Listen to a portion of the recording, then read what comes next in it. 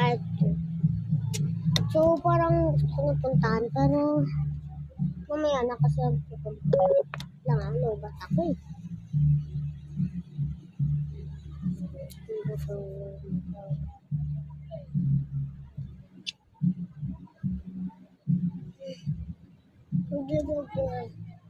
Oh, privado yan ha. Privado yung pinapakita ko. Kaya dito pinapakita. Ang katawan ay privado.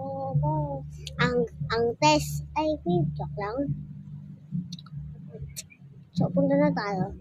Parang hindi ko muna kayo masasama kasi mag-update na lang ako sa inyo kapag nakasama ko na siya kasi parang lalabas kami mamaya. Bye-bye!